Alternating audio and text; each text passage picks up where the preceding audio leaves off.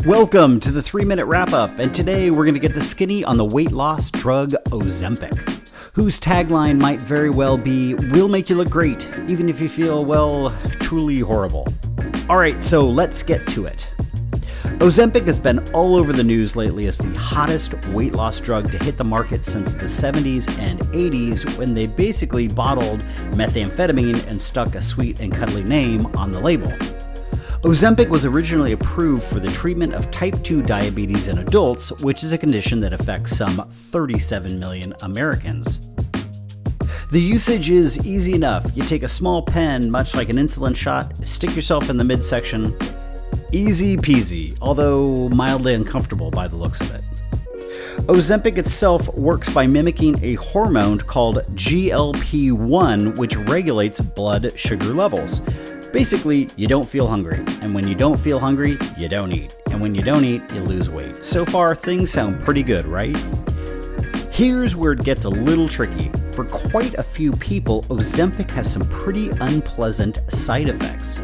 Nausea, vomiting, diarrhea, abdominal pain, and constipation. Which is sort of ironic because when you feel nauseous and constipated, eating food is not super high on the list of things to do.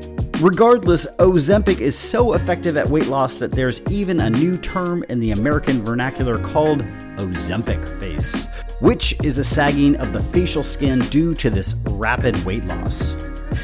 Kinda like this. Okay, maybe not that saggy, but still, you get the picture.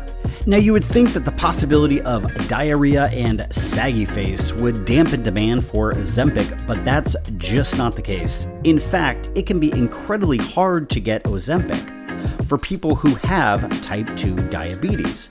Why?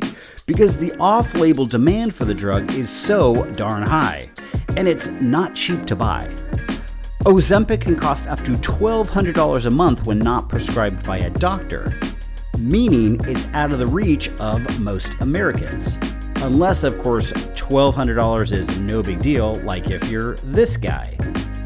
So instead of Ozempic going to most of the individuals who actually need it, it's going to Hollywood types, fashionistas, millionaires, and billionaires who can afford the off-label price, leaving quite a shortage of the drug for the people who it was intended to be prescribed for. To add to the supply chain issues, many smaller pharmacies are choosing not to carry the drug at all because the reimbursement price isn't enough to even cover their cost of the drug. So where does that leave us? Well, if you can afford Ozempic, it leaves you 10 to 15% leaner and possibly 10 to 15% older looking.